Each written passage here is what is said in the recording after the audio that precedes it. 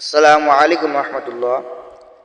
কুষ্টিয়া থেকে এক ভাই কমেন্ট করেছে, কতটুকু ইলম শিক্ষা করা ফরজ, সেই বিষয়ে আজকে আমরা আলোচনা করব। শরীয়ত যে ইলমকে ফরজ করেছে তার স্তর হচ্ছে দুটি। এক নম্বর হচ্ছে ফরজে আইন, আর একটা হচ্ছে ফরজে কিফায়া। ফরজে আইন ইলমে দ্বীনের ওই জরুরি অংশ যা শিক্ষা করা নারী পুরুষ নির্বিশেষে সবার জন্য আবশ্যক। দুই নম্বর হচ্ছে ফরজে কিফায়া, যা স্বতন্ত্রভাবে প্রত্যেকের উপরে ফরজ না হলেও সমষ্টিগতভাবে সকলের উপর ফরজ।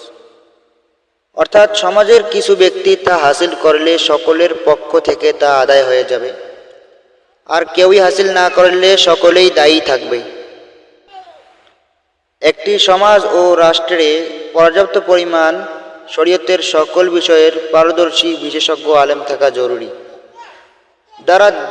যারা দিন সম্পর্কিত সকল সমস্যার সমাধানের যোগ্যতা রাখেন। এ ধরনের পর্যাপ্ত আলেম থাকা ফরজে কিফায়া। মুসলিম জনসাধারণ ও সরকারের দায়িত্ব হচ্ছে এমন আলেম তৈরির ব্যবস্থাপনা নিশ্চিত করা, নতুবা সকলেই গুনাহগার হবে। কিন্তু সকলের পক্ষে বিশেষজ্ঞ আলেম হওয়ার সম্ভব নয়, আর সবাই যদি বিশেষজ্ঞ আলেম হওয়ার মেহনতে লেগে যায়, তাহলে মানুষের অন্যান্য প্রয়োজনীয় বিষয়গুলোর জ্ঞান অর্জন করবে কি? এজন্য শরীয়ত সকল মুসলমানকে বিশেষজ্ঞ আলেম হতে বাধ্য করেনি। সমাজে প্রয়োজন সংখ্যক বিশেষজ্ঞ আলেম থাকাই যথেষ্ট।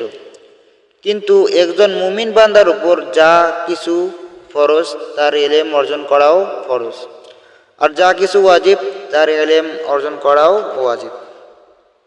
হানাফি মাযহাবের এক নির্ভরযোগ্য ফকিহ ইমাম মাওসিলি তার বিখ্যাত আল ইখতিয়ার লি তালিল মুখতার নামক গ্রন্থে ফরজ ইলমের পরিমাণের ব্যাপারে বলেন, ফরজ ইলমের পরিমাণ হচ্ছে এই পরিমাণ ইলম অর্জন করা যার মাধ্যমে মানুষ আল্লাহ তাআলার ফরজ বিধানসমূহ পালন করতে পারে, হক বাতিলের মধ্যে পার্থক্য করতে পারে, হালাল হারামের মাঝে পার্থক্য করতে পারে।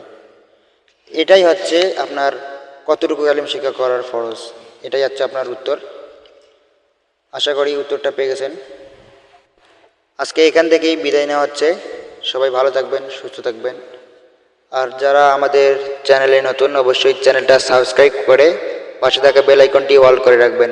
ধন্যবাদ। আসসালামু আলাইকুম রহমতুল্লাহ।